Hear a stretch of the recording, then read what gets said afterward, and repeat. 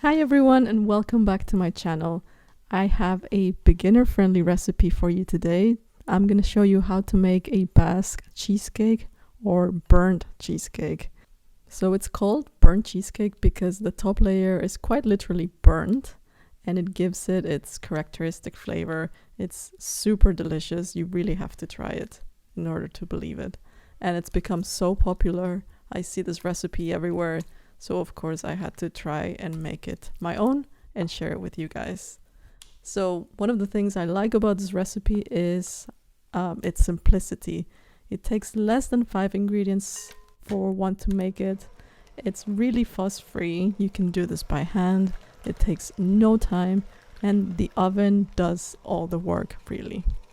So I start here with the main star of the recipe, the cream cheese. And I'm just mixing it so that I ensure that I have no lumps in my cheesecake. And that's really the only goal of the technique here. You just want to mix all the ingredients and try to avoid any lumps. So I'm using my hand mixer for this. You could do this with just a whisk. So I added my sugar slowly to that. Then I have some whipping cream here just for added richness. And I add that alternating with some whole eggs. And that's practically the base of it. Make sure that all of your ingredients are added carefully. I always recommend that you take a spatula and just clean off the sides of the bowl, the bottom of the bowl, before you start incorporating more and more ingredients. And just to be most efficient, I have my oven already preheating by the time I start making the batter because it's literally super quick to put together. And here I have the last ingredient, which is a little bit of flour to kind of thicken up the whole batter.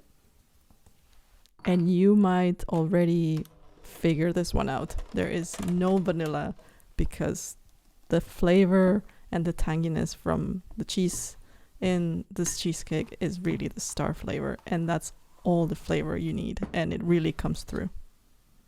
So this is the pan that I will be using. This is an 8-inch or 20 centimeter springform pan, and the technique here for the cheesecake is that you have to line it properly with some baking paper or parchment paper. So make sure that whatever it is that you're using to cover this is large enough to go all the way up the sides of the pan. So you can see that mine quite covers all the way to the top, but I want to show you what you can do in case you have some sort of area where you feel that you could use more coverage.